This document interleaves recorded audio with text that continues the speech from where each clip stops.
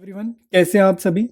देखो, बहुत ही short video मैं बना रहा हूँ, एकदम टू द पॉइंट बात करेंगे। ठीक है, हमारा आज के वीडियो के इस बारे में कि how to improve your speed. ठीक है, देखो हमारा टारगेट क्या है कि अकाउंट्स के पेपर में ना कई बार क्या होता है, हमें पेपर आता तो होता है लेकिन छूट जाता है। ठीक है, तो हमारा फोकस क्या है, 3 पॉइंट्स मैं आपको दे रहा हूँ। ठीक है, टोटल में 3 पॉइंट्स आपको दे रहा हूँ और इन 3 पॉइंट्स को अगर आप फॉलो करोगे तो हमारी अकाउंट्स में स्पीड पूरी होगी, स्पीड अच्छी हो जाएगी और पेपर छूटेगा नहीं और करेक्टली सॉल्व कर कर आएंगे हम। ठीक है, तो पॉइंट नंबर 1 क्या है, मास्टर रिटन प्रैक्टिस। ठीक है, इसका मीनिंग क्या है भाई कि आपको जब भी क्वेश्चंस मिले ना, आपने लिख लिख कर सॉल्व करना है। ठीक है, हमेशा रिटन प्रैक्टिस आपको करनी है लिख लिख कर। ठीक है, प्रॉपर लिखोगे सारे क्वेश्चंस के आंसर तो बढ़िया रहेगा। कभी भी आपको ऐसे नहीं करना कि रीडिंग कर लिया आंसर की, आंसर देख लिया, सोल्यूशन देख लिया, नेट से देख लिया और फिर समझ लिया कि हमें आ गया। ठीक है, वो तरीका प्योरली रॉन्ग है।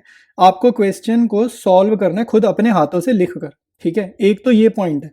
सेकेंड पॉइंट क्या है, सेकेंड पॉइंट ये है कि फोकस हमें किस पर करना है, प्रैक्टिकल प्रॉब्लम्स पे करना है। और प्रैक्टिकल प्रॉब्लम्स कौन सी वाली, अनसॉल्व्ड। बुक के पीछे जो बैक एक्सरसाइजेज है ना, चाहे आप कोई भी बुक फॉलो कर लो, टीएस ग्रेवाल फॉलो कर लो या डीके गोयल फॉलो कर लो, दोनों ही बुक्स में चैप्टर के बाद में बैक एक्सरसाइजेज हैं। तो हमें बैक एक्सरसाइजेज पे फोकस करना है, क्योंकि बैक एक्सरसाइजेज में क्या होता है ना कि आंसर्स गिवन नहीं होते। ठीक है, तो जब आप खुद सोच सोच कर सॉल्व करते हो ना, तो क्वेश्चन में जो भी ट्विस्ट होता है, जो भी लॉजिक होता है ना, वो आप खुद ब्रेक डाउन करते हो।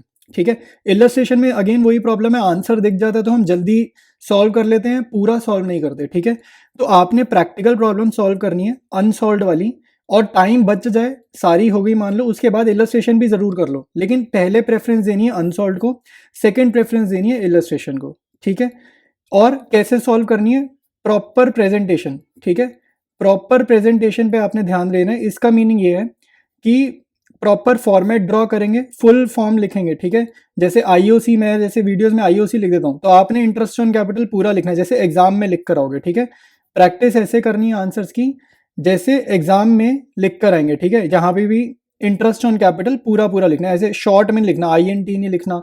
ठीक है, प्रॉपर फुल फॉर्म्स यूज करनी है कोई भी चैप्टर हम कर रहे हैं तो। ठीक है, नेक्स्ट पॉइंट और मोस्ट इंपॉर्टेंट पॉइंट यही रहेगा कि घर पर एग्जाम अभी जैसे 1 महीने में आने वाले हैं, तो आपने क्या करना है, एवरी वीक एक बार, एटलीस्ट एक बार सैम्पल पेपर सॉल्व करना है। ठीक है, कोई भी सैम्पल पेपर आप ले लो, प्रीवियस ईयर क्वेश्चंस ले लो या किसी अच्छी पब्लिकेशन के सैम्पल पेपर्स ले लो। ठीक है, 3 आवर्स के सैम्पल पेपर आपने सॉल्व करने और ऐसे सॉल्व करने हैं जैसे बोर्ड का पेपर दे रहे हो। ठीक है, स्टॉप वॉच लगा लेना। ठीक है, 3 आवर्स से ज़्यादा नहीं टाइम देना, स्टॉप वॉच लगा के प्रॉपर फॉर्मेट ड्रॉ करके प्रॉपर प्रेजेंटेशन देनी है, नरेशन जरूर लिखनी है। ठीक है, जर्नल एंट्रीज में नरेशन नहीं छोड़ देनी, सारी चीज़ें वो हर वो चीज़ करनी है जो आपने बोर्ड एग्जाम्स में कर कर आनी है। ठीक है, तो आपको आइडिया लगेगा आपको कितना टाइम लग रहा है पेपर कंप्लीट करने में। ठीक है, अगर मान लो 3 आवर्स से ज़्यादा लग रहे हैं तो क्या करोगे, कोशिश करोगे कि 3 आवर्स पे लाओ। ठीक है, बार बार ही सैम्पल पेपर्स अटेम्प्ट करोगे, अपनी तैयारी इंप्रूव करोगे और 3 आवर्स से अंडर अपना टाइम लिमिट लाना है। ठीक है, आपको जब तक सैम्पल पेपर की प्रैक्टिस करनी है जब तक 3 आवर्स के अंडर नहीं आ जाता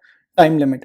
ठीक है, तो ये कुछ 3 इंपॉर्टेंट पॉइंट्स हैं जो मेरे माइंड में आ रहे थे कि ये अगर आप फॉलो करोगे तो आपकी स्पीड अकाउंट्स की डेफिनेटली जो अभी है ना, इससे मच बेटर हो जाएगी। ठीक है, तो यही था इस वीडियो में मेन जो मैंने आपको बताना था।